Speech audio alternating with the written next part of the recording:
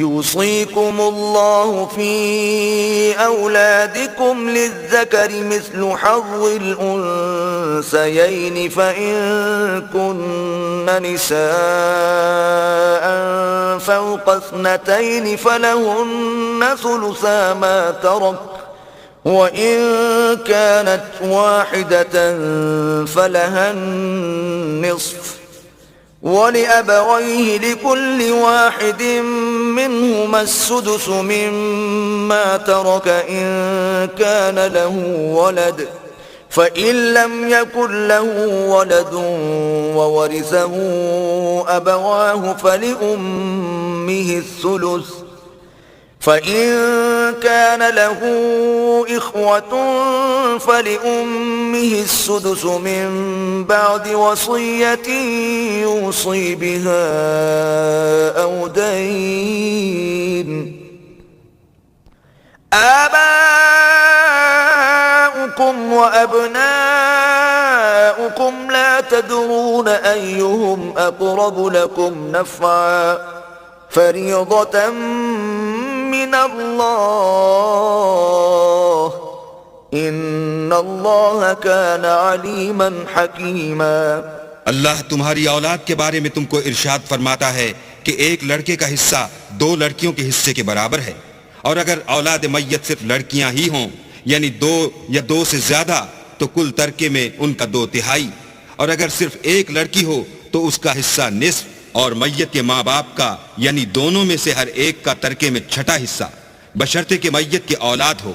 اور اگر اولاد نہ ہو اور صرف ماں باپ ہی اس کے وارث ہوں تو 1/3 ماں کا حصہ، اور اگر میت کے بھائی بھی ہوں تو ماں کا 6واں حصہ۔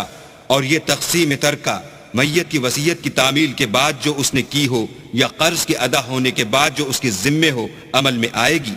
تم کو معلوم نہیں کہ تمہارے باپ دادوں اور بیٹوں پوتوں میں سے فائدے کے لحاظ سے کون تم سے زیادہ قریب ہے، یہ حصے اللہ کے مقرر کیے ہوئے ہیں، اور اللہ سب کچھ جاننے والا اور حکمت والا ہے۔ وَلَكُمْ نِصْفُ مَا تَرَكَ أَزْوَاجُكُمْ إِن لَّمْ يَكُن لَّهُنَّ وَلَدٌ فَإِن كَانَ لَهُنَّ وَلَدٌ فَلَكُمُ الرُّبُعُ مِمَّا تَرَكْنَ مِن بَعْدِ وَصِيَّةٍ يُوصِينَ بِهَا أَوْ دَيْنٍ وَلَهُنَّ الرُّبُعُ مِمَّا تَرَكْتُمْ إِن لَّمْ يَكُن لَّكُمْ وَلَدٌ فَإِن كَانَ لَكُمْ وَلَدٌ فَلَهُنَّ الثُّمُنُ مِمَّا تَرَكْتُم مِّن بَعْدِ وَصِيَّةٍ تُوصُونَ بِهَا أَوْ دَيْنٍ وَإِن كَانَ رَجُلٌ يُورَثُ كَلَالَةً أَوْ امْرَأَةٌ وَلَهُ أَخٌ أَوْ أُخْتٌ فَلِكُلِّ وَاحِدٍ مِّنْهُمَا السُّدُسُ فَإِن كَانُوا أَكْثَرَ مِن ذَلِكَ فَهُمْ شُرَكَاءُ فِي الثُّلُثِ مِن بَعْدِ وَصِيَّةٍ يُوصَى بِهَا أَوْ دَيْنٍ غَيْرَ مُضَارٍّ وَصِيَّةً مِّنَ اللَّهِ وَاللَّهُ عَلِيمٌ حَلِيمٌ۔ اور جو مال تمہاری عورتیں چھوڑ مریں